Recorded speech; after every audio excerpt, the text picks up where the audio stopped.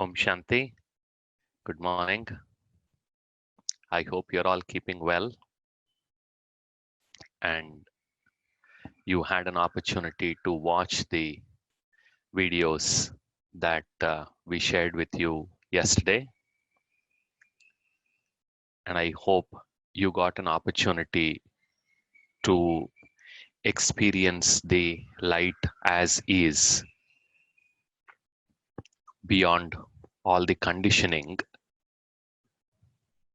that we have been put through all our life since childhood. So let me share my screen. So today we will be discussing yet another very interesting component of Rajyoga meditation. It's called as eternal world drama. And before we start the conversation, like we do every day, let's review what we discussed yesterday. So our suggestion from Brahma Kumaris is every day spend at least 5 minutes to see yourself the way light, God, or Shiv Baba sees you, as someone who is worthy of unconditional love. Quite a few of us, while there is unconditional love available, we feel we are unworthy of it for whatever reason. It's very important on the spiritual path to let go that negative energy of unworthiness. Because as you saw from yesterday, light or Shiv Baba or God loves you completely and entirely as you are because you are.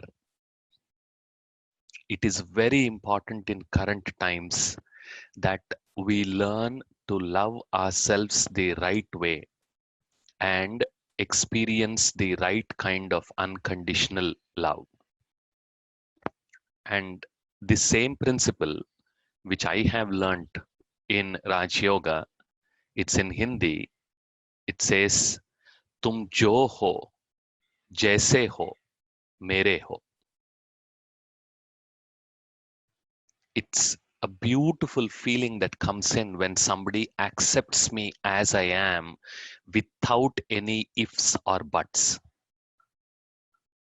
So when I visualize Shiv Baba in my meditation and I make him speak that, yes, I feel he is saying to me that, Bala, tum jo ho, jaise ho, mere ho. It's a beautiful feeling. And always remember, unconditional love is just a thought away. And in Raj Yoga, quite often we joke saying, Shiv Baba is waiting for us, but we get busy and then we keep him waiting. So every day when you get up in the morning, at least say, Good morning, Shiv Baba, and experience that love from him, and then start your day. Because he's always there to embrace us, to love us for who we are, not for what we were and not for what we are going to become. He loves us because we are. Let's sit back, relax, sit straight, and let's experience and spend a few minutes with Shiv Baba.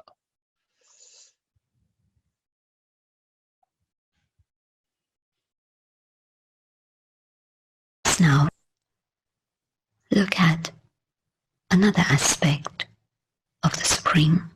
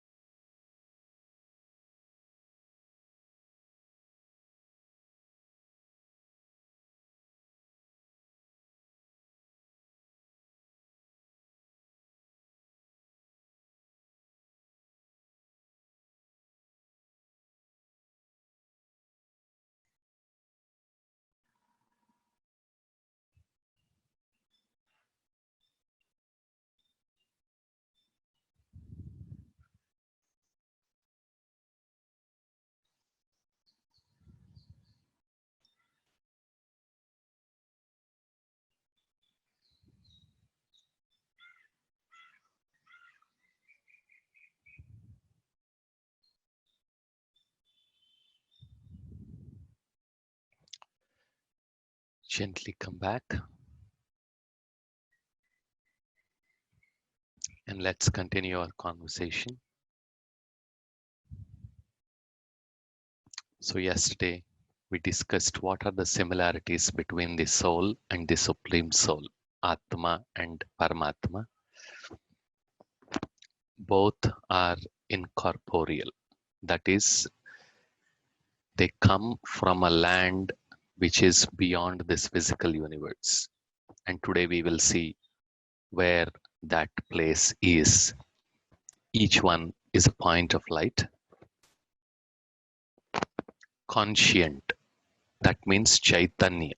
They are living. So both soul and supreme soul are Chaitanya. They have consciousness. And both are eternal. They were neither born nor will they be dead.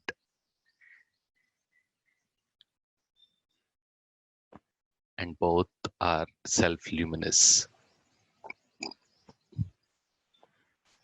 And here I would like to take a couple of minutes to share with you about the rest of the principles of Rajyoga that we are going to explore, experiment, and experience over the next couple of days.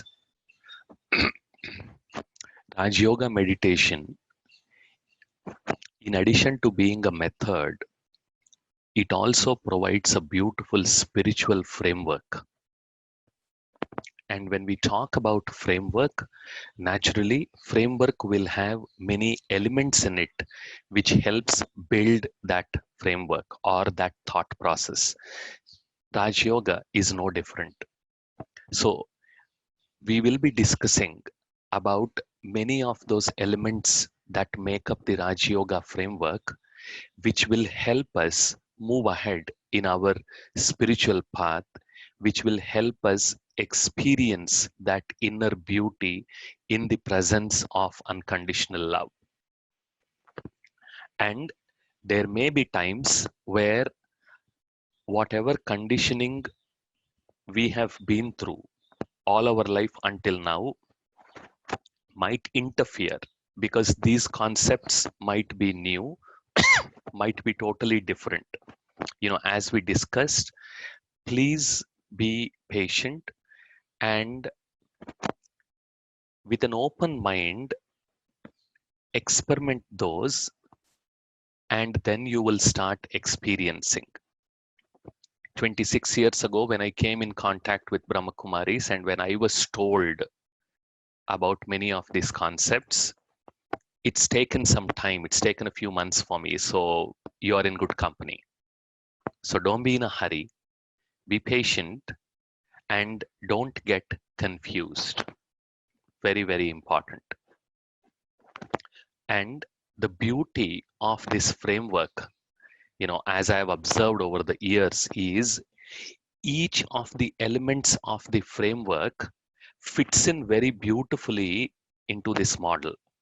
So if you are going to look at one element of the framework separately from the others, then it won't make sense. That is, all these elements are self-consistent. So this whole framework is consistent in itself, provided you start accepting all the elements together. That is the beauty, simplicity, and the power. And at times, I would say that is something that becomes a little difficult for some of us. But as I said, I acknowledge that if some of you find this totally revolutionary, because it is, and if it's going to take a little more time for your mind to wrap around these concepts, absolutely fine. It's absolutely fine, because it's a journey. It's a lifelong journey. So don't be in a hurry. And the key first lesson that starts with, or the first element of this framework, is Aham Atma Mama Shariram. That is, I am the soul, this is my body. And Main Atma Ajar Amar Avinashi hu. That is, Ajar means I am Chaitanya and I am eternal and I am indestructible.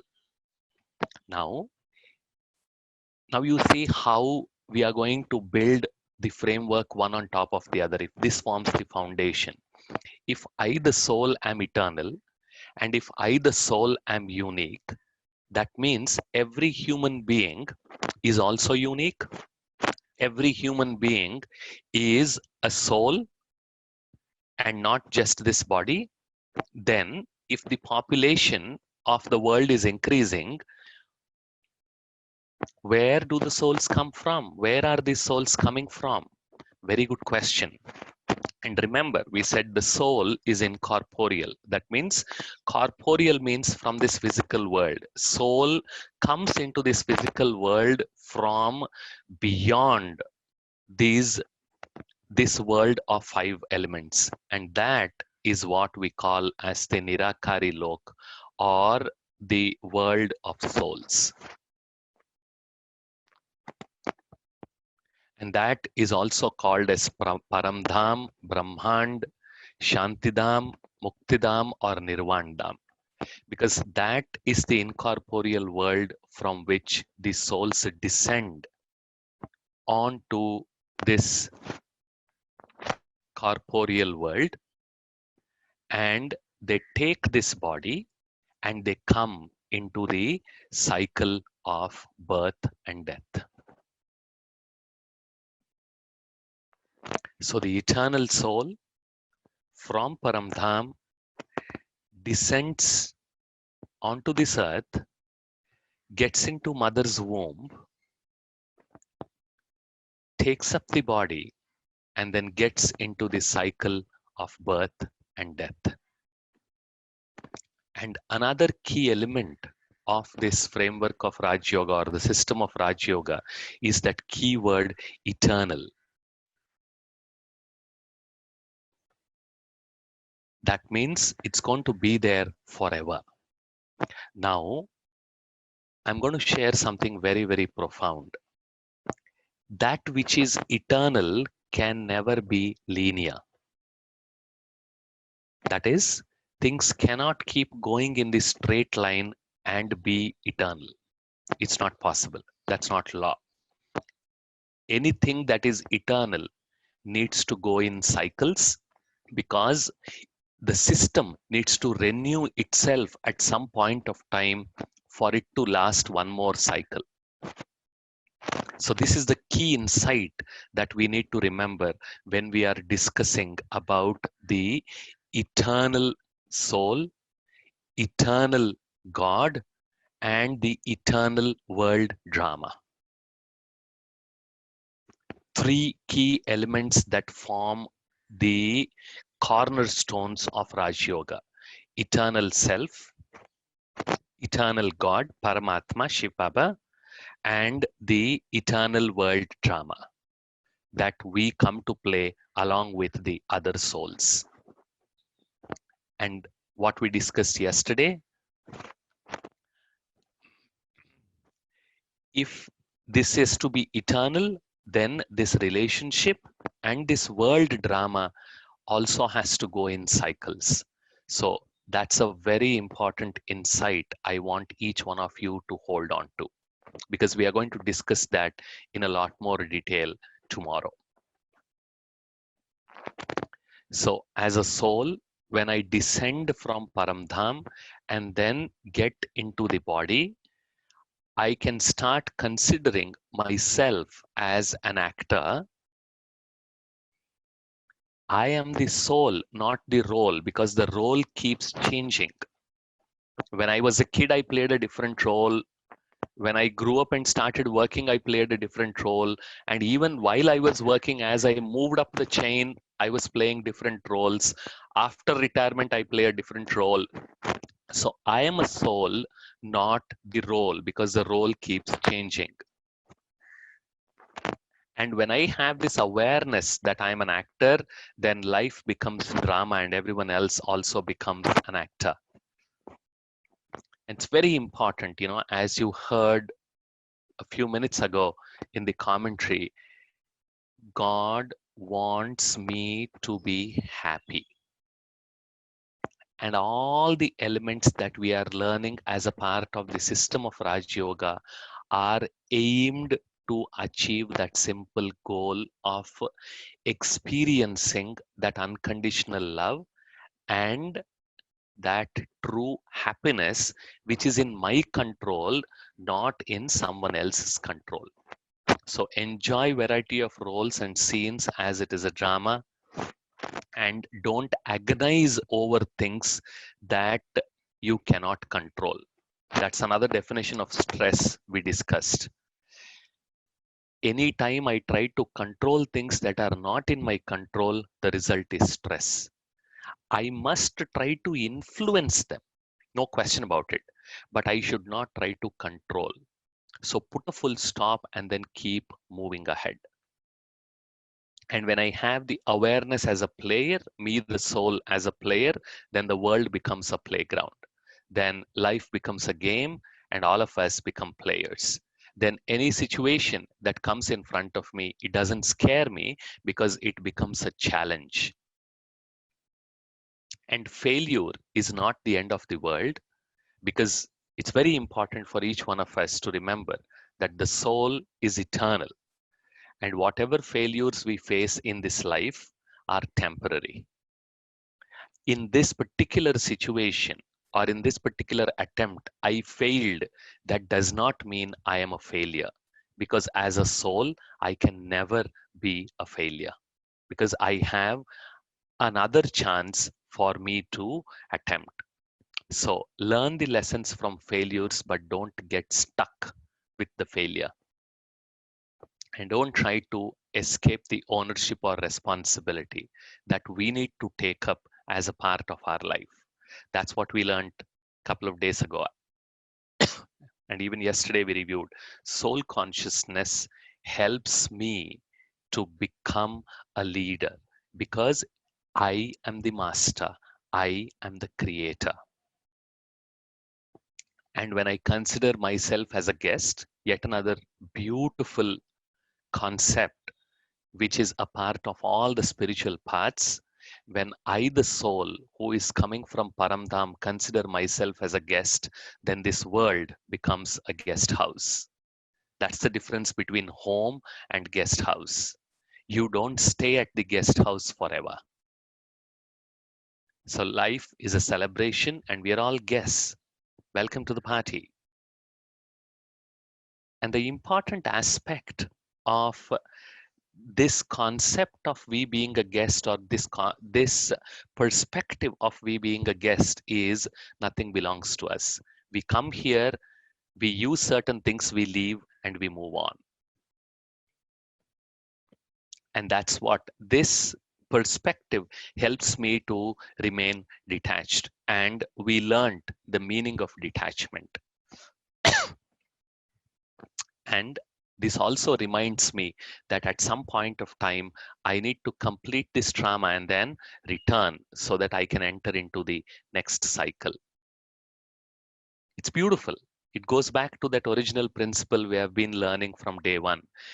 When I change the way I look at things, the things I look at change.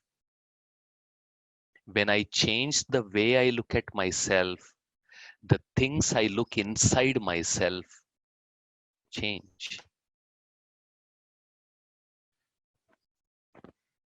And that is what makes this whole concept eternal. So the souls come from Paramdham, they take the body, get into the cycle of birth and death, and then they go back to the Paramdham to repeat the cycle. Because anything that is eternal needs to go in cycles. And that is why today's session, we titled it as Eternal World Drama. Now, you can ask, if, why don't I stay there in Paramdham? Bala, why do I come here, go through all this nonsense, go through all this pain, suffering? There is a reason. because soul is inclined towards experience. And for the soul to experience, it needs the environment or the stage or place of these five elements. So, the purpose of the soul coming onto the earth is to express full potential of the self. And to express that, we need a vehicle, and that vehicle is the body. And I can take the body only when I come to the earth. And another beautiful thing, when I am in Paramdham, I don't have thoughts, I am just there. But if I want to experience the relationship with Supreme, I need a vehicle, and that vehicle is this body. So, both to express myself and to experience the beauty of both myself and God the Father, or the Paramatma or Shiv Baba, I come into this cycle of birth and death. Very important to express and to experience. Yes, we forget this and then we get caught up in so many other things. And that is why we talk in all spiritual paths this concept of liberation. Because what we want to get liberated from is not this cycle itself, but from the unhappiness or the sorrow of this cycle. And that's why it's interesting. When you are happy, when you received your hike, which is more than what you expected, and when you had your first kid, when you bought your first car, when you got the keys of your first house or home, you never said, well, I need to be liberated. Let me move away from all this. No, you wanted that. You were enjoying that happiness. So, soul, when we talk about liberation, we only talk about liberation from sorrow. And that is a structured process which the system of Rajyoga provides. So, how can I continue to experience that happiness? How can I continue to become the best that I can become while I experience this unconditional love and this beautiful relationship with God, Paramatma, with Shiv Baba, becomes the goal of life. Now that's the beauty. And as you saw, in this body, I'm not going to live forever. But because I am forever, then I need a new costume because the soul is always willing to express and to experience. So that is where this concept of rebirth or reincarnation comes from.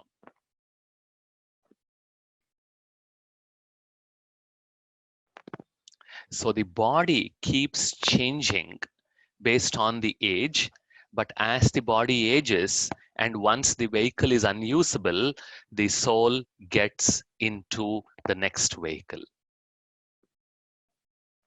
And the human souls can take birth in this body of different genders, nationalities, religions, social status, and abilities. As we discussed in the session on soul consciousness, this vehicle, this body has many differences. But when I look at from the soul conscious perspective, we are all equal. We are different. We are not same. We are different based on the sanskars we carry. In a minute, we will explore those. But as a soul, we are all equal. And the soul takes birth in different genders, different nationalities, different religions, different social status, and with different abilities. And whatever is the seed, so is the tree. This is another very beautiful yet revolutionary insight from Raj Yoga, which actually, if you reflect on it, makes a lot of sense. An apple seed can never give a mango. When you put the seed of a lemon you will never get an orange. Similarly, if we consider the soul as the seed, human soul will always take rebirth as human beings only, but never in other species. It is only to scare us that our elders tell us that if you don't do these things correctly, then you will take birth as a snake, as a dog, as a cat, as a mosquito. No, because we don't have the sanskars of any of these animals. We have the sanskars. Remember the second day we discussed mind, intellect, and sanskars. So we have the sanskars of a human being. So a human soul will always take rebirth as a human being only. But again, based on our karma, based on the actions, we may take birth in a different family, different nationality, different gender, but we will always take birth as a human being. And there are many, many evidences of the rebirth. And one of the interesting things that you see is the child prodigy.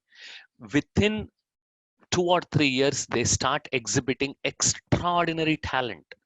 And there are many child prodigies all over the world. Where does this talent come from? It's impossible for them to have picked up that talent just in those 1 or 2 years of this current birth. Now, this is the beauty of the system of Rajyoga.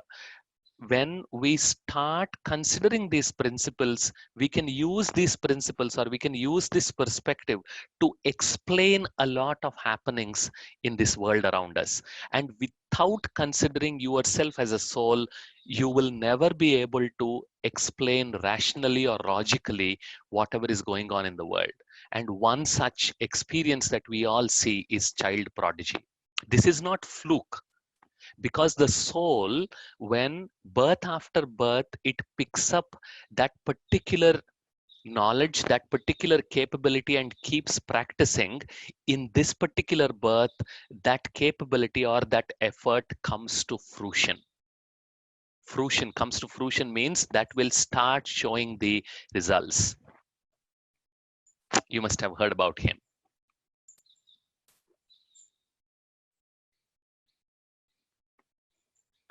And there are many, many such examples of child prodigies. And there is past life regression, where the person is made to move back to the past and narrate. Just stay with me, and in a few minutes, I'm going to share a book that you can start reading about. And past life memories. You must have read in newspapers, you must have heard of how people suddenly start remembering their past life. And when you search what they are talking about, all those events, places are found to be true. Like, for example, if you are somewhere from, I'm just coming up with an example. You are a kid who is born somewhere in remote village of Bihar, and then you start speaking some alien language at the age of 3, and those who heard it say that it is Russian you are speaking. And once you have ability to express between the age of 3 and 4, you start giving small snippets about your past life and you start speaking in Russian. And for you as a parent, and for your parent, it sounds gibberish. But you start speaking in an alien language which you have never learned in the current birth. How is that possible? Because in the previous birth, you must have taken birth in a different land, picked up that language, and brought those sanskars into the current birth. And those of you who are interested in reading a lot of structured and scientific research done in this area, you must read the works of Ian Stevenson. So he is the preeminent researcher in the field of reincarnation and rebirth, who in 60s has worked for 20 long years, and he showed very, very conclusively that reincarnation does exist, and there is something he and we call that as soul, and the West calls it as consciousness. That consciousness does survive death. And for those of you who are even more interested in learning about what does medical science have to say it, what does today's doctors say it, there is also one more interesting book. Maybe I will let me type that here. It's called as Consciousness Beyond Life, and that is by Pim van Lommel. He is a heart surgeon from Netherlands who wrote this book based on his experience of listening to the near-death experiences of the heart patients who used to come to him. Initially, he never believed. He was a skeptic. But once he started listening to them, and once he started seeing the profound transformation that this experience was bringing in them, as we saw yesterday, he started researching. And then he got convinced that consciousness does survive death, and consciousness does live beyond this current life, hence the name of the book. And he is the first person to publish a paper in the preeminent medical journal called Lancet. And his is the first paper that got accepted and published about how consciousness does survive beyond the current life. And what is the principle governing this reincarnation? Who decides where will I be born? Who decides into which gender I will be born? Who decides which parent I will be born to? And that is what the principle of karma. And unfortunately, there are lots of misconceptions about karma, especially here in India. It is not quoting the Newton's first law of motion saying every action has equal and opposite reaction, or third law of motion, whichever the number is.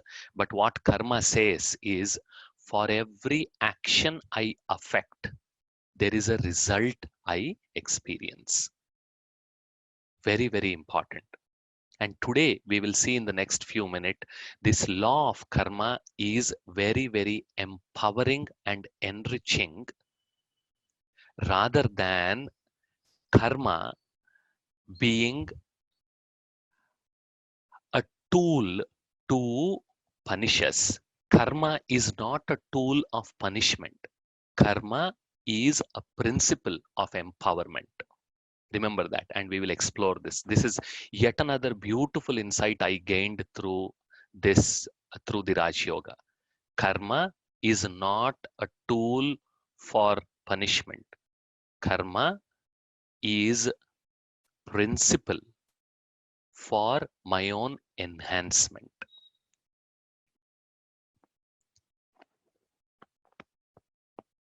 Lots of misunderstandings of what or who is responsible for one's present situation. We will explore that. It's definitely not God. And as we saw, God is incorporeal. He doesn't even have a body. So why would he be partial to someone, and why would he give something to someone and not give something to someone else? Impossible. That's why we call him as ocean of love and ocean of justice. So it's not God who is responsible for my present situation, and it's not my fate either.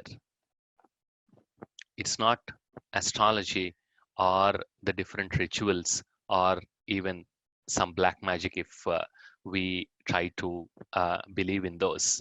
But what is important is, what are those factors that govern the fruit of karma? That is the action. The intention behind karma is extremely, extremely, extremely important. And here I would like to share the difference between intention and desire. Intention is very private. It's known only to me and the God. But desire is something that is public. That is, let me give you an example. If I take up this project and I work really hard, in the upcoming review, I am going to get higher hike. So let me give my best in this project. Again, I am not saying this is right or wrong. I'm not giving labels. If that is my intention, where I want to get that reward, and then I start working, and then when I start working with the team, I say, absolutely fine, I'm there, don't worry, bring it on, give it to me, I will start doing it. And we as a team must stand together, we must succeed in this project. So what I express is my desire, and what I keep private is my intention. So, what even if my actions look to be positive, my intention can still be negative. But the factor that predominantly governs the fruit of karma is the intention and not necessarily the desire. And that is where the alignment comes in. When my desire and intention are aligned with each other, then there is happiness and progress all around. When my intention and desire are not aligned, then the result will not be full happiness. Then the next element is quality of action. With what passion, with what commitment, with what shraddha or dedication I do that action. And what is my focus? And am I giving the time factor, and the surroundings, and the corresponding situation? So there are many elements that affect the fruit of karma. And all of these, if you see that some of these elements are in my control, some of these elements are not. But what is in my control is stimulus is not in my control, but the response is always, always, always in my control.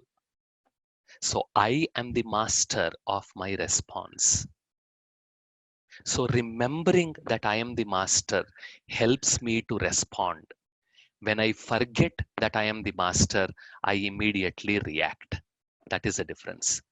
That's why in Rajyoga, as we discussed, we say सारा जीवन स्मृति और विस्मृति का खेल है. Smriti means remembrance, Vismriti means forgetting. When I remember I am the master, I generate happiness. When I when I forget that I am the master, I become a slave and I become a victim of circumstances. But when I remember I am the master, I start influencing the circumstances. I start changing the circumstances. I become the victor of circumstances. So it's a choice. Do I want to become the victim of circumstances and always be unhappy? Or do I want to start becoming victor of circumstance and start creating happiness? Again, it's in my hands. And karma, as I said, is a principle of enrichment, is a principle of enhancement.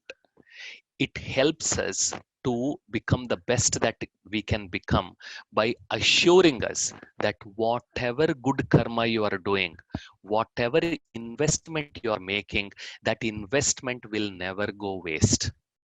Because what I have understood through Raj Yoga is, if you consider this earth as a slate, and you come from Paramdham, and your actions are like you writing some things on the slate, then before you go back at the end of the cycle, it is your responsibility to wipe the slate clean, because that is the law. As simple as that. Because I created that disturbance in this nature, and I have to clean up that, whether it is positive or negative. And that is what we experience. And whatever investment I make in the form of my good karma, it will never go waste. And there are two things you must have heard in other spiritual paths also. There are two things that will go with the soul. And those of you who must have watched the near death experience video, and just so that you know, none of them are Brahma Kumaris or Brahma Kumars. None of them have gone through this Rajyoga training. All those people whom you have seen in that video are not even Indians.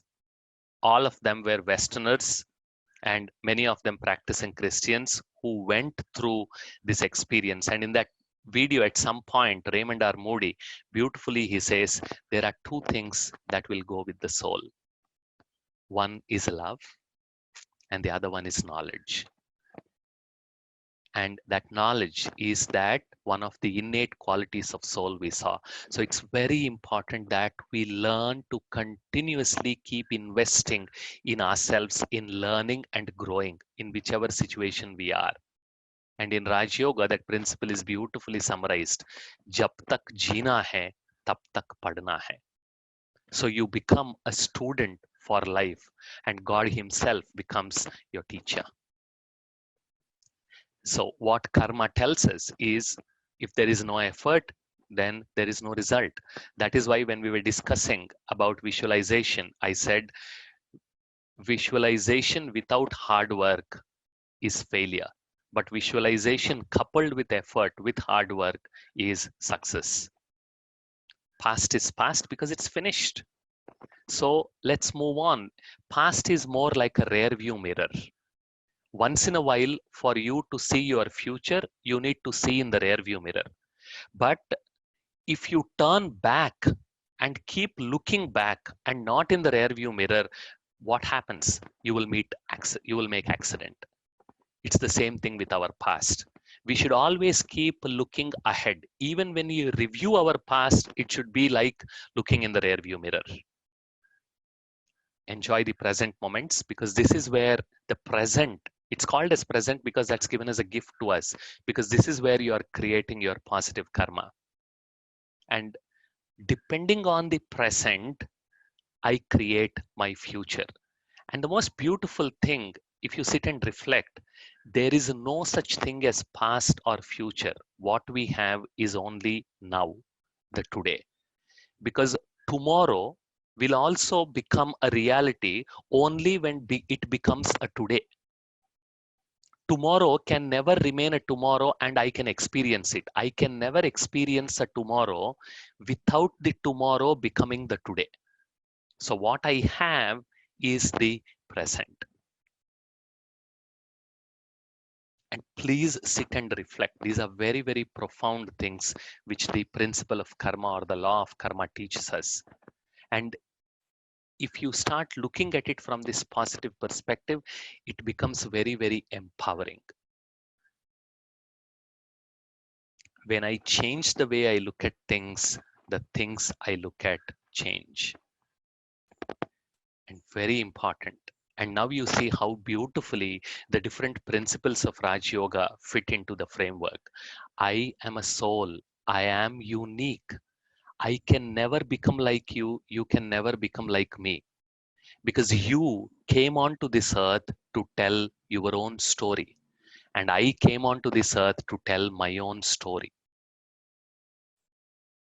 And there's a beautiful line from Rabindranath Tagore's Gitanjali.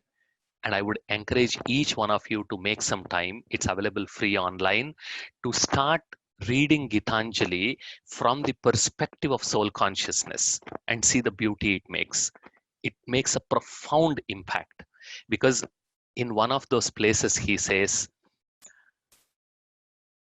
the song I came to sing remains unsung to this day because all my life I was busy stringing and unstringing my instruments. The song I came to sing remains unsung to this day because all this while I was busy stringing and unstringing my instrument. So please sit back and reflect. What is the song that you came to sing? Don't get caught up in stringing and unstringing your instruments. And there are too many such instruments. unclutter, declutter yourself, and focus on singing that song. And that song is what we call as the purpose. And purpose is something that is not given to you.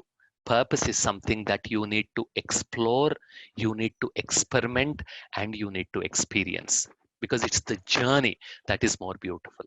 And for some of us, we find our purpose easily. For some of us, it's a little difficult. But for all of us, we need to explore, we need to experiment, and we need to experience it. And purpose is something that evolves. As you keep doing, you will start learning about it. And that is the song that we came to sing. How do we know we found our purpose? Because whenever we do it, it becomes so beautiful. The others also will be able to feel, you will also be able to feel, this is what I am meant to do. And as you keep exploring, you will start knowing what you are meant to do. And for all of us, every single person, every single soul, every single child of God, we have some specialities. There is no soul which does not have any specialities. It is impossible. Law nahi kehta hai. That is what Shiv Baba says. Every single child of mine is special. You are endowed with qualities. Acknowledge it, believe it, then you will experience it. Very important. This is where that belief precedes experience.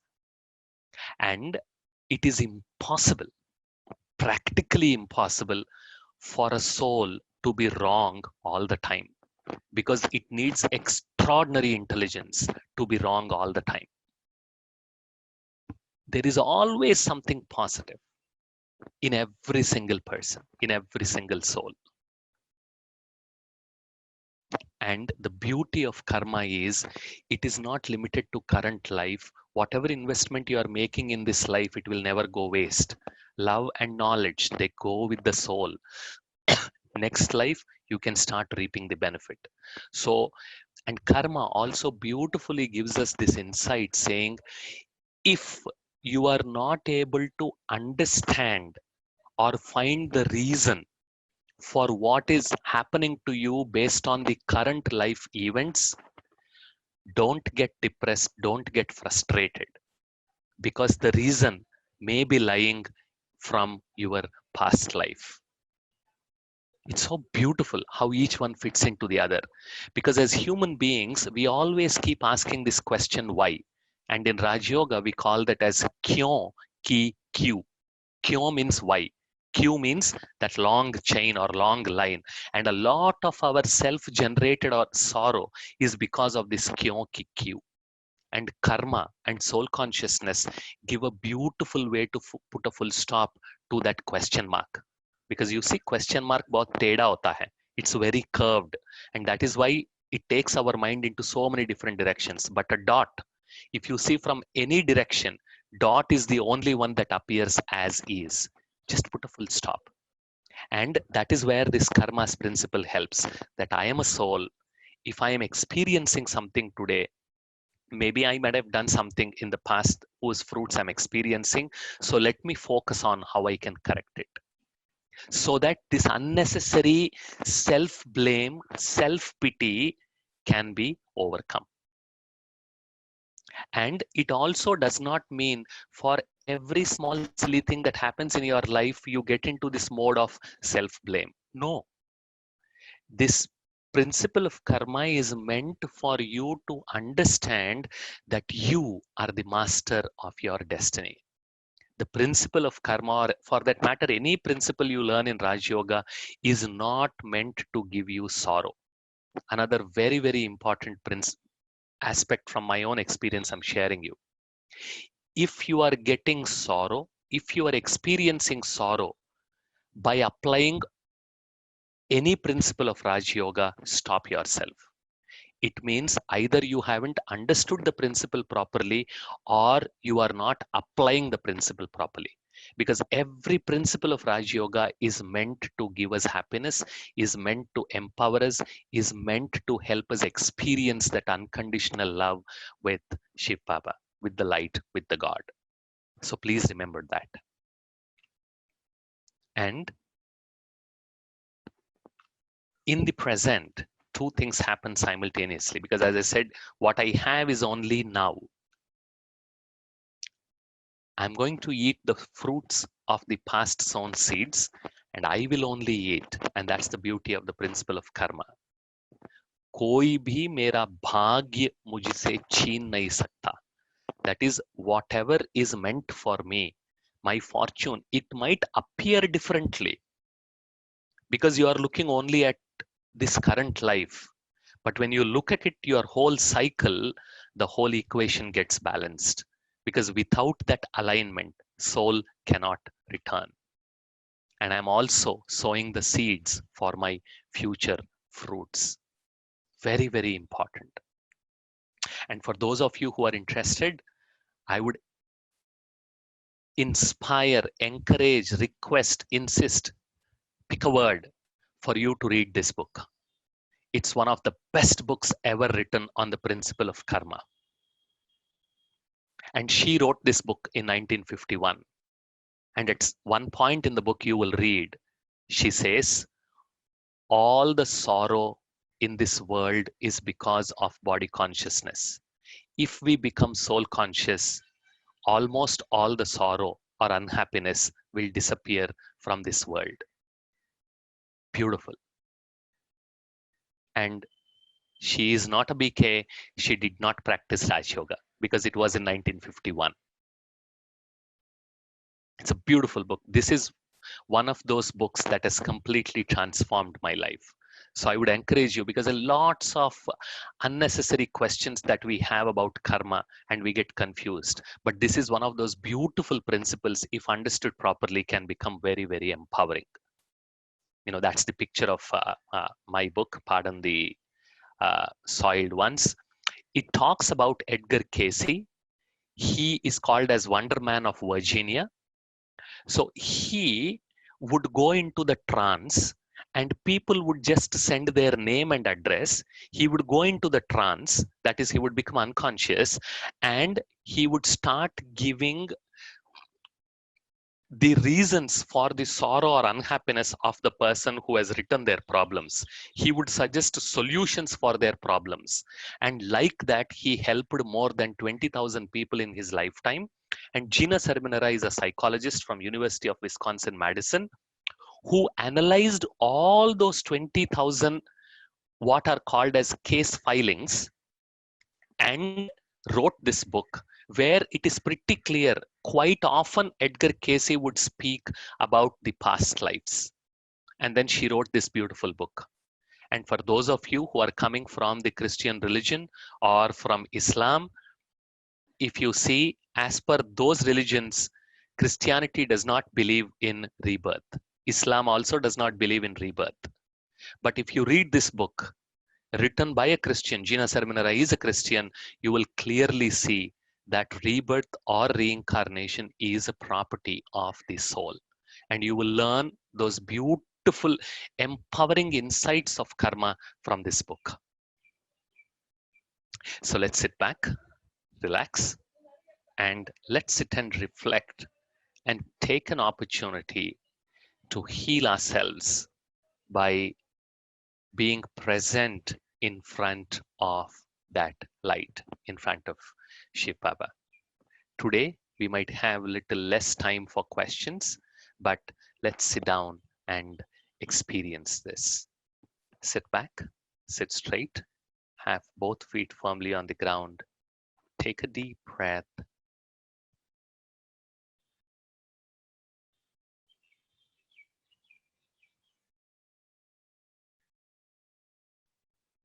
I imagine myself in a place of natural beauty.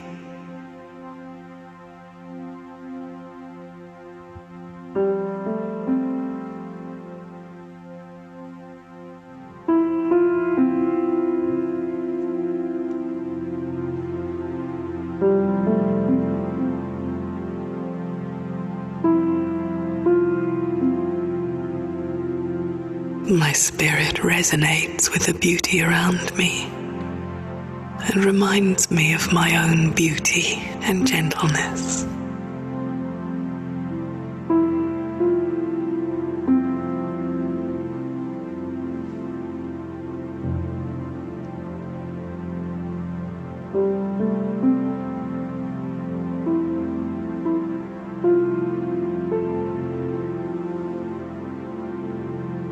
I feel the peace of this place, and my spirit basks in the simple beauty of this peace.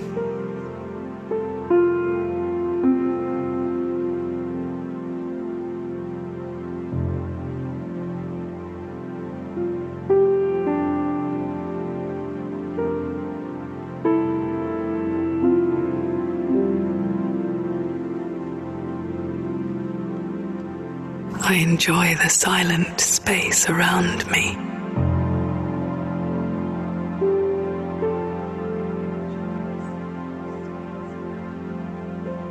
And my mind rests peacefully in the silence.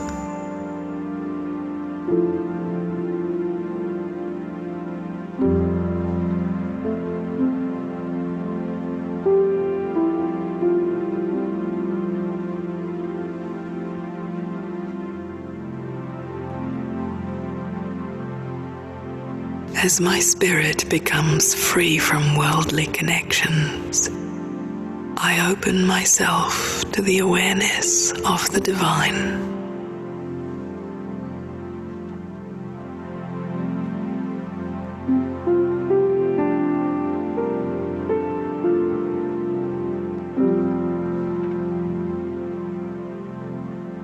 I connect with the divine in my own way.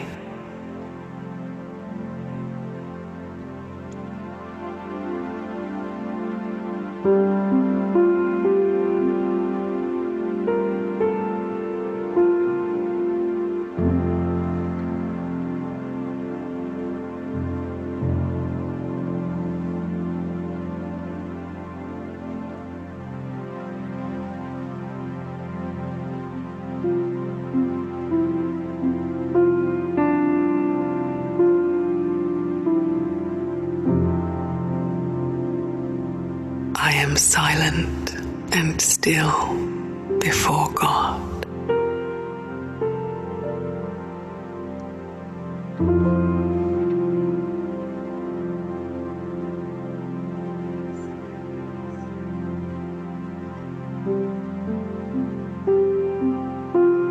I surrender my spirit to the divine.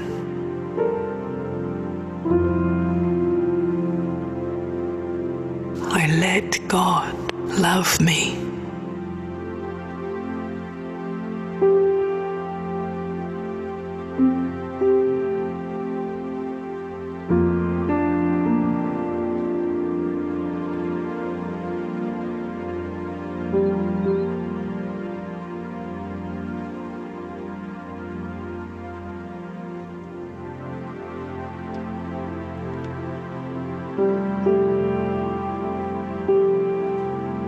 I absorb the eternal beauty and love of God within my heart.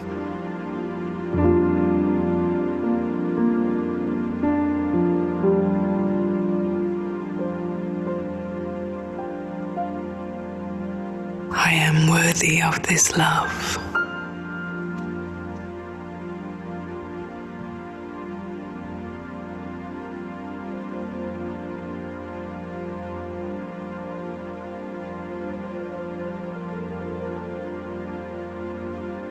God knows me.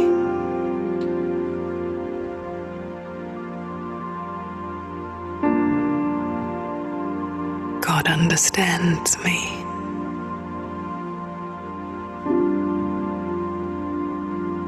And loves me with unconditional love.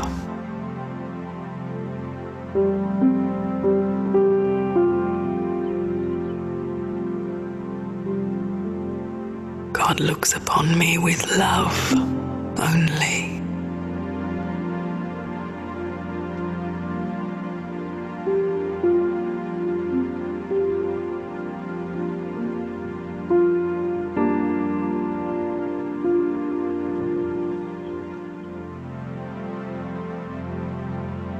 God knows the beginning, the middle, and the end of me.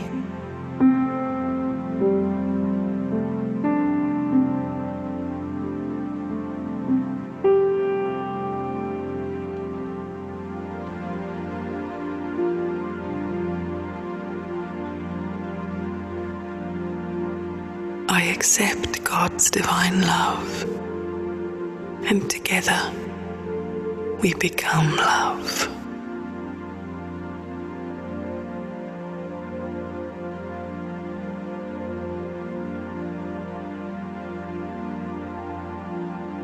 I am a child of love.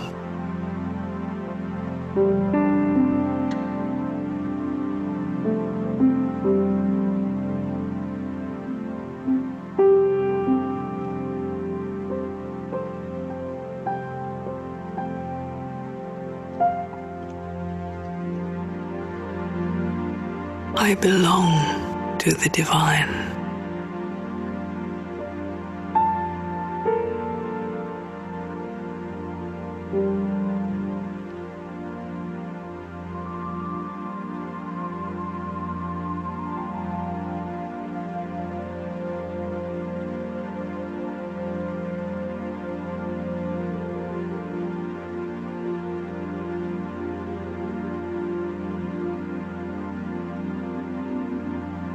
I rest in the stillness of God's love.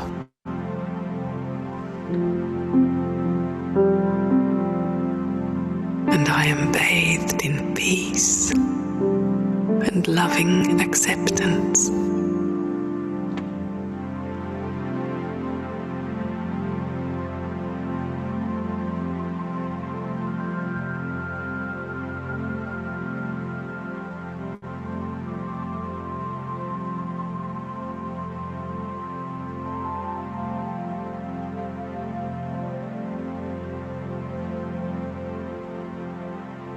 With this love, I experience pure contentment.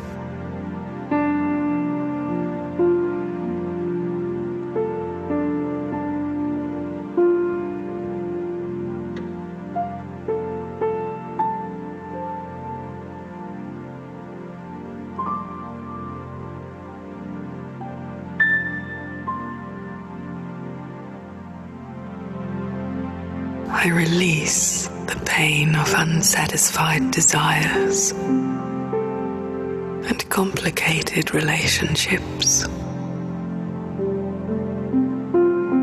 and I surrender to the beauty of God's loving acceptance of me.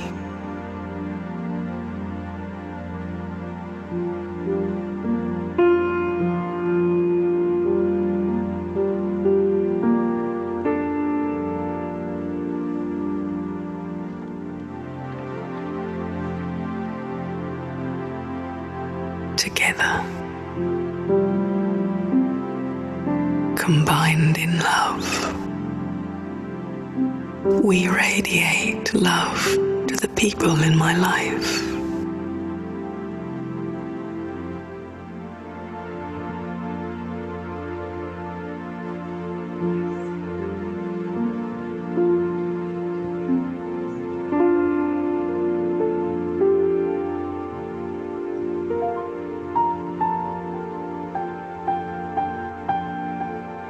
I send out heartfelt feelings of loving acceptance and appreciation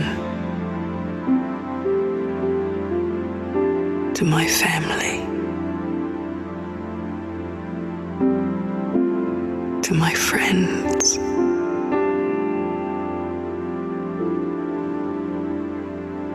to my colleagues,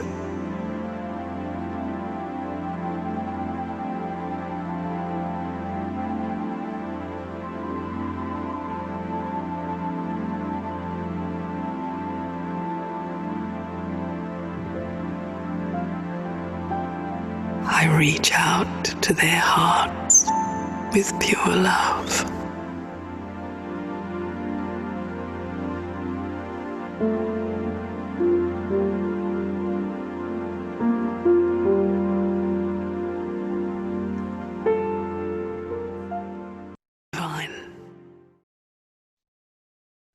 Thank you. And just for today, let's move beyond questions and let's end the session in this experience.